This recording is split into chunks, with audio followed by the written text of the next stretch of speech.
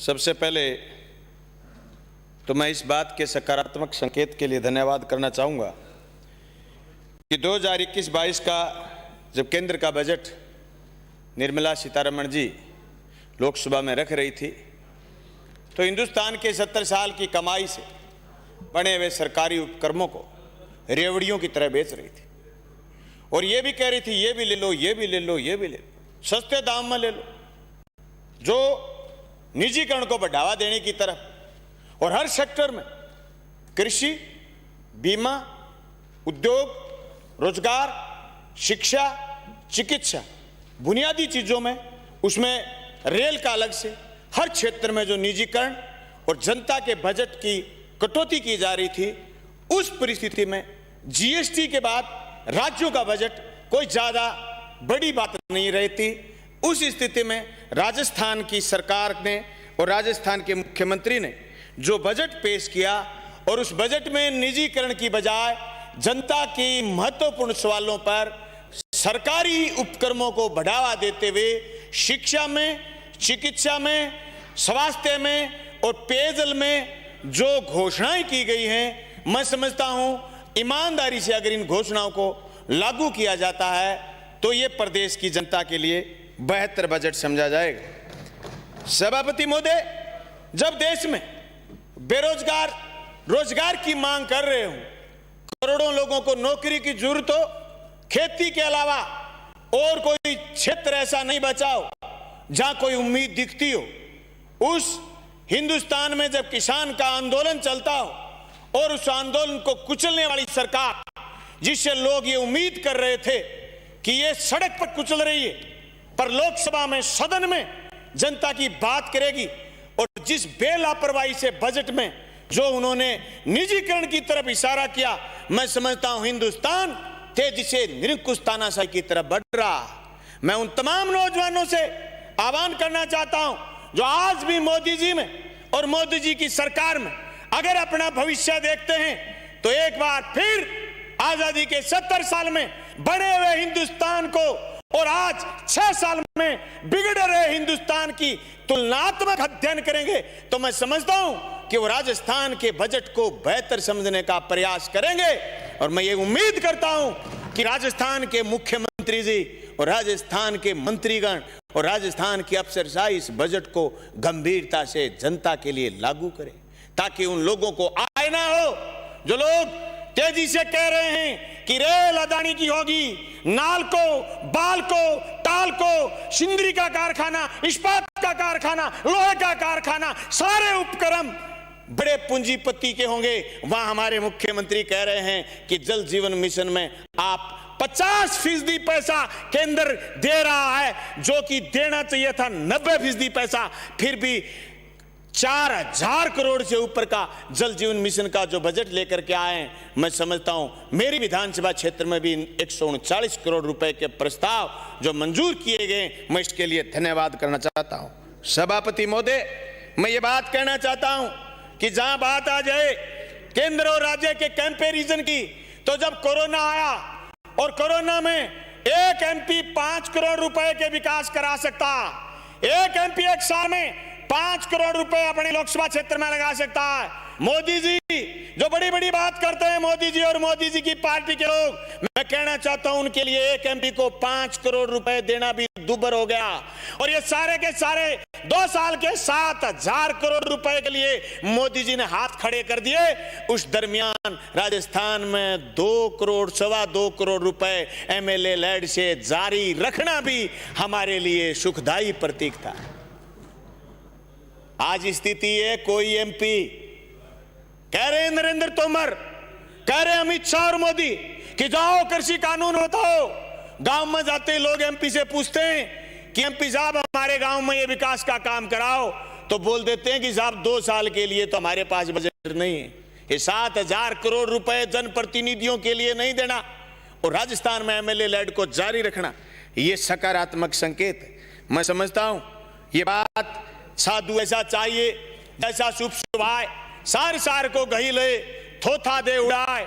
मैं उन लोगों से कहना चाहता हूं जो लोग आज भी इस बात के मुगलते में हैं कि मोदी जी अच्छा कर रहे हैं। सवाल मोदी जी से नफरत का नहीं, सवाल मोदी जी से लड़ाई का नहीं है। सवाल ये है 70 साल में जिस गांधी जी की प्रतिमा के सामने खड़े होकर के हम भाषण दे रहे हैं, जिस गांव की गरीब की बात की गई, उस गांव की गरीब की बात को सुलटाने का काम जो केंद्र की सरकार ये तीनों कानून ला करके कर रही है, ये कानून सिर्फ और सिर्फ इस बात का प्रतीक नहीं है सभापति महोदय कि ये अपनी जिद पूरा करना चाहते हैं, ये इस बात का प्रतीक है कि निजीकरण के दौर को आखिरी दम पर बाजार में बची हुई कुछ चीजों को भी निजी हाथों में सौंप देने का आखिरी नाकाम कोशिश है।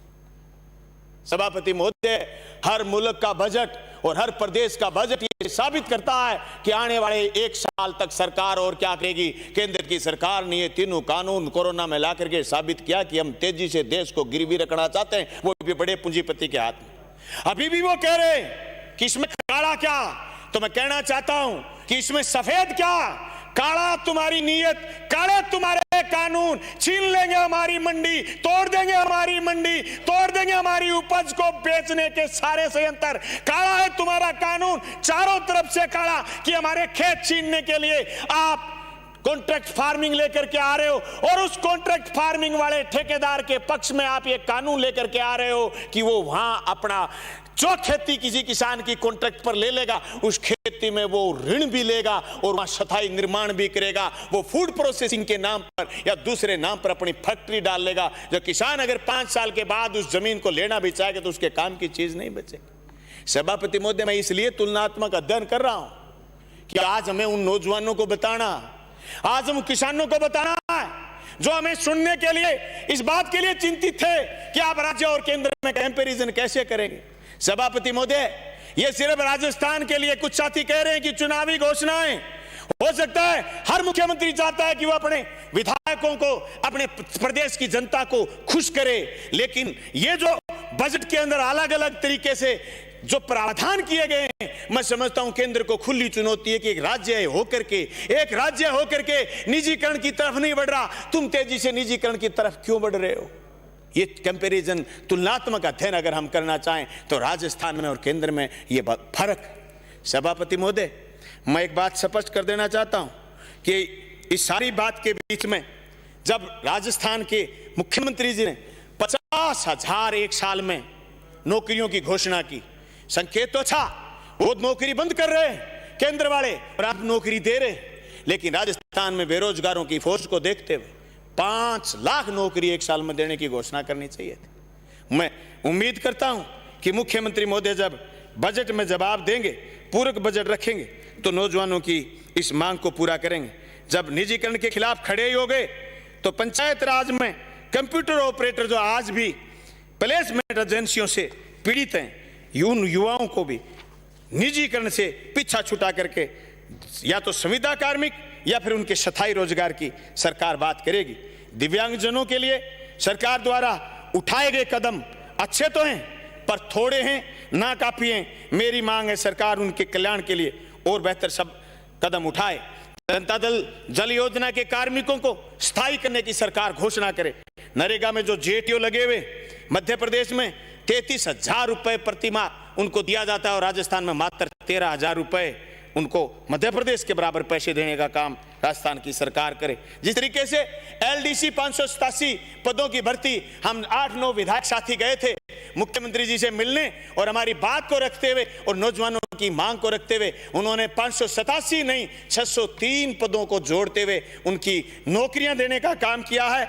उसके साथ साथ जूनियर अकाउंटेंट 2013 और नर्सिंग भर्ती एएनएम जीएनएम 2013 को पूरी करने का जो कैडर गठित किया है, मैं समझता हूं जल्द ही उसकी नियुक्ति देने का काम राजस्थान की सरकार करेगी। प्रयोगशाला सहायकों की भर्ती जो 1534 पदों की अभी भी पेंडिंग है, उसको पूरा करने का काम करेंगे। बजट में जो ट्रिब्यूनल काउंसिल की मांग आज भी अधूरी रह गई, उम्मीद करते हैं कि राजस्थान की सरकार पूरक बजट में घोषित करेगी। सभापति महोदय, आप तो उस इलाके से आते हैं, हमने तो सिर्फ किताबों में पढ़ा। हम ये देखते हैं कि आज भी जो आदिवासियों के लिए अलग से बोर्ड बना करके आदिवासियों हित के लिए जो पैसा खर्च होना चाहिए, वो पैसा या तो डाक बंगलों में या सर्किट हाउसों में या फिर उन घरों में जाके, उन गलियों में, उन मोहल्लों में जाके खर्च हो रहा जो आदिवासियों के खिलाफ। इसलिए आदिवासी ट्रिब्यूनल की घोषणा राजस्थान की सरकार करे और जिसके लिए पैसा, कांकी डूंगरी की जो बात आई, ये यही बगावत है। बगावत यही है। 90% लोग हैं उस क्षेत्र में आदिवासी, 10% लोग हैं दूसरे, 50% लोगों का आरक्षण, 10% लोग बरत रहे हैं और 50% लोग चुपचाप बैठे, इसलिए विद्रोह हुआ। मैं समझता हूं कि जो 587 लोग आज 800 850 लोग आज भी तृतीय श्रेणी के अध्यापक वहां नॉन टीएसपी वाले बैठे हैं, उनको टीएसपी क्षेत्र से निकालो, नॉन टीएसपी में भेजो और टीएसपी क्षेत्र के छोरों को वहां नौकरी देने का काम राजस्थान की सरकार करे। ये बजट में भी घोषणा होनी चाहिए।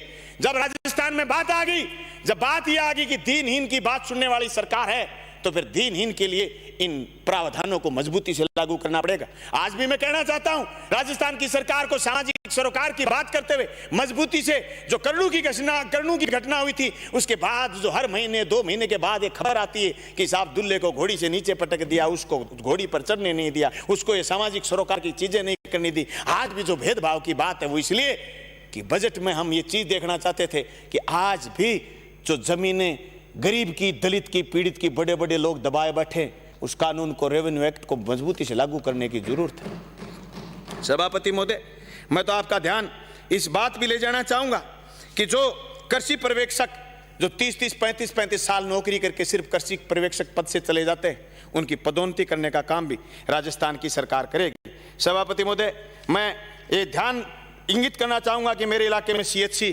गोगामेड़ी जो बड़ा मेला लगता है, उसको सरकार ने क्रमोन्नत करने का काम किया, इसके लिए धन्यवाद। भादरा से राजगढ़ सड़क का पुनर्निर्माण करने के लिए 126 करोड़ रुपए दिए, उसके लिए धन्यवाद। ब्लॉक स्तर पर जो खेल स्टेडियम और अंग्रेजी माध्यम के स्कूल जो 5000 आबादी से फालतू के गांव में घोषित किए हैं, हम समझते हैं कि ये गरीब के लिए और उस दलित के लिए जिसका बच्चा आज भी अंग्रेजी माध्यम में के स्कूल में पढ़ने से वंचित था, उसके लिए अगर ये घोषणा धरातल पर, जैसे अंग्रेजी माध्यम स्कूल एक हमने खोल दिए ब्लॉकों में, मैं तो उसी समय भी मैंने गांव में एक स्कूल खोला था। ये हम धन्यवाद करना चाहते हैं मुख्यमंत्री महोदय का कि जिस तरीके से उन्होंने कन्या महाविद्यालय के लिए, नर्सिंग कॉलेज के लिए, एग्रीकल्चर कॉलेज के लिए और अंग्रेजी माध्यम स्कूल के लिए शिक्षा के क्षेत्र में जो कदम उठाए हैं, इनको धरातल पर अगर लागू करते हैं तो राजस्थान के लिए बहुत लंबे समय तक मजबूती से शिक्षा के जगत में अलग जगाने का काम किया गया। 10 कुएं और 40 हैंडपंप की घोषणा भी सराहनीय है, लेकिन थोड़ी। 5 करोड़ रुपए जो सड़क के लिए दिए गए। सभापति महोदय, हम राजस्थान की सरकार में 10-10 करोड़ रुपए और मांग रहे हैं, क्योंकि एमएलए को 2-3 साल, तीसरी साल में जाकर के सड़क मिली। लोग बहुत कहते हैं कि सड़क दीजिए, सड़क दीजिए। जो 5 करोड़ रुपए दिए वो तो ठीक, पर 10-10 करोड़ रुपए और हमारे मुख्यमंत्री महोदय घोषित करें, ताकि जनता में जाकर के खड़े होकर कहें कि ये सड़क लो जी, थोड़े दिन में बननी शुरू हो जाएगी। सभापति महोदय, मैं तमाम साथियों को इस बात की तरफ लेके जाना चाहूंगा कि मैं उस इलाके से आता हूं जहां हमारे अमर सिंह ब्रांच और सिद्धमुख नहर है। अमर सिंह ब्रांच और सिद्धमुख नहर आज से 60 साल पहले और सिद्धमुख नहर आज से 30 साल पहले आ गई थी। सभापति महोदय, हमारे वहां 722 मैट और बैलदारों की जरूरत है, जो राजस्थान की सरकार सारा कुछ निजीकरण के खिलाफ चलते चलते अभी भी उस नहर पर निजीकरण किए बैठी। मैंने पिछली बार भी मांग मेरी दोहराई थी कि हमारी नहरें JNN से नहीं चलेंगी, एक्शन रुखाड़ी के लिए जाए, SHO रुखाड़ी के लिए नहर पर जाए, पानी चोरी के लिए बड़े बड़े अफसर जाएं, जिन अफसरों का तकनीकी काम है वो रुखाड़ी के लिए जाएं, ऐसे नहरें नहीं चलेंगी। 722 कर्मचारी जिस दिन सिद्धमुख नहर पर लगेंगे उस समय तेल पर पानी जाएगा। आज मेरा B ग्रुप चल रहा, लेकिन ग्रुप इसलिए पिट गया कि नहर में पानी चोरी हो गया।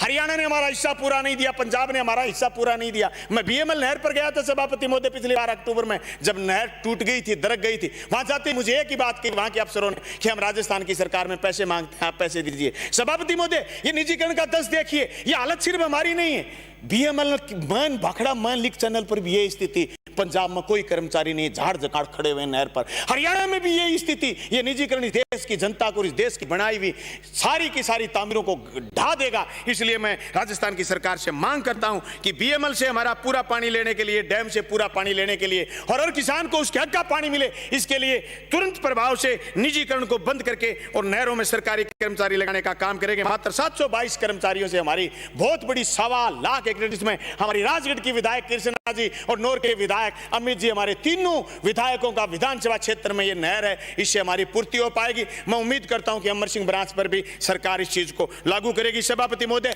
मेरे इलाके के 14 बिरानी गांव ऐसे रह गए जिनमें बच्चों के रिश्ते भी नहीं हो पा रहे हैं, खेती नहीं हो पा रही है, किसान चारों तरफ से सिंचित इलाका है, पर एक सिर्फ 14 बिरानी गांव, भादरा के 14 बिरानी गांव नौर के ऐसे रह गए जो राजस्थान सरकार से हम मांग करते हैं 36 हेक्टेयर जमीन जो फुहारा पद्धति से, सूक्ष्म फुहारा पद्धति से सिंचित हो जाए, मूसी से कुछ है, उसमें सिर्फ 200 क्यूसेक पानी चाहिएगा, 306 करोड़ रुपए चाहिएंगे, वो हमारी नहर की लंबाई 109 किलोमीटर होगी। मैं उम्मीद करता हूं कि पूर्व बजट में राजस्थान की सरकार इस चीज की घोषणा करेगी और हमारे इलाके को खुशहाल करने का काम करेगी। सभापति महोदय, मेरे इलाके में अमर सिंह बरांच और सिद्धमुख नहर में करीब 9149 हेक्टेयर जमीन में खाड़े बनने की डीपीआर 2017 में बनाई हुई थी।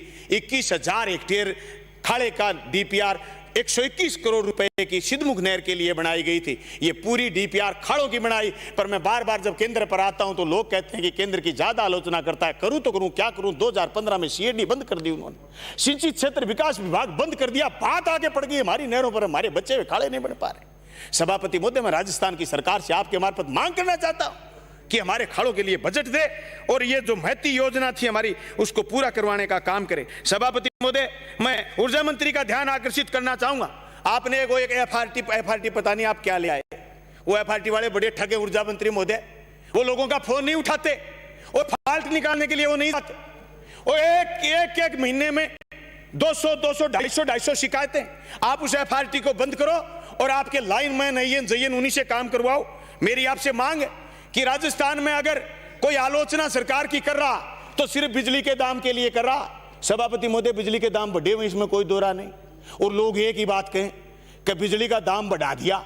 मैं मांग करता हूं सरकार से कि आपने जब इतना अच्छा बजट पेश किया तो बिजली के बढ़े हुए दाम को भी वापस लेने का काम करें। जरूर आप पूर्व बजट में घोषणा करेंगे, बढ़े हुए दाम हम वापस लेने की कोशिश करेंगे।